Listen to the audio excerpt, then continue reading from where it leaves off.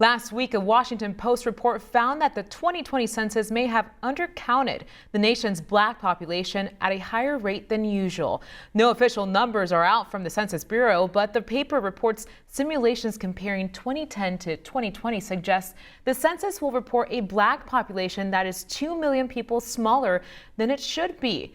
If these predictions are true, the undercount could negatively impact black representation in the U.S. for a decade. Now, to help break this down, what the undercount means for the black community is political analyst and author Quentin Giles. Thank you so much for joining us here on the Midday Jolt.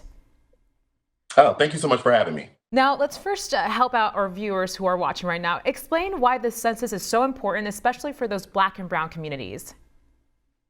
Yeah, the census is absolutely important. We take the census about every 10 years per the law so that we can get an accurate count of our population. And that count directly goes to the monies that's allocated from Congress to communities for things like schools, roads, bridges, hospitals, even when we look at districts or specific districts, when we're talking about a community that is dependent upon food stamps and government assistance like housing and things of that nature. So it's critically important that we have an accurate count because it allows us to know where our dollars actually need to be placed. And so if this count has underrepresented Black folks, it's absolutely detrimental to Black folks and brown folks and indigenous folks because we are typically people who access these services, not in a disproportionate way. We know that white Americans also access these services like food stamps at a higher rate, but us specifically, since we are more of an impoverished community, a disadvantaged community, and a community that has been locked out of so much, an accurate count is critical that we get the monies and dollars needed for our communities. Yeah, Quentin, I wish we were talking about like 5 or 10 numbers, but we're talking about millions. What do you think is behind this massive undercount? Yeah, well, there are a few things, right? One, we have to take into the fact that COVID was ravaging when we were taking the 2020 census, right? We all felt the effects of that. We saw Americans pass, right? Also, natural disasters continue to happen during the 2020 census count. So you have to take in consideration that people were not at home because either their home was destroyed or they were evacuated at the time. And then thirdly, not even to be political, we cannot negate the fact that former President Trump insisted on having that immigration question there that some charged as being a racist move that really mucked up the waters, made people uncomfortable. Then you had lawsuits pertaining to that question, which muddied the water, and then also the administration wanting to end the census count early. So you had a multitude of factors that's contributing to the situation we're at right now. Yeah, no, can we talk a little bit more about that immigration question and how that could impact, especially the brown communities across the nation? Yeah.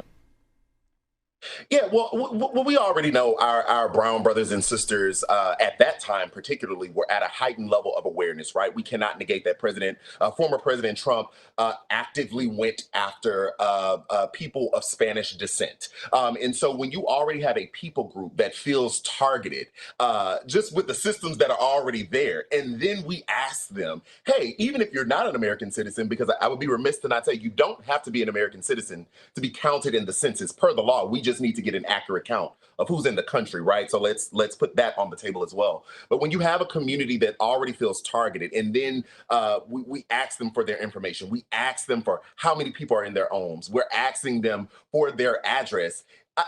One could imagine why they would not want to participate. One could imagine when we have a person at the top of the food chain of speaks targeting them, they would feel like they shouldn't participate in this census. Why? Because that may put me and my family in danger of deportation, in danger of fanatics trying to come and get me, all sorts of things.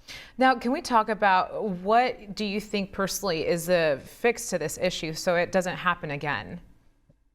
Yeah, yeah. Well, seeing as how the census is a law, that means Congress can write laws, amend laws, all of those things. If we find that Black, Brown, Indigenous folks, particularly Black folks, were undercounted, then I believe that it's incumbent upon Congress to take up their constitutional duty to rectify that, to do their own study and analysis to get a more accurate count. Mind you, this is also, we're not saying that the count is wrong.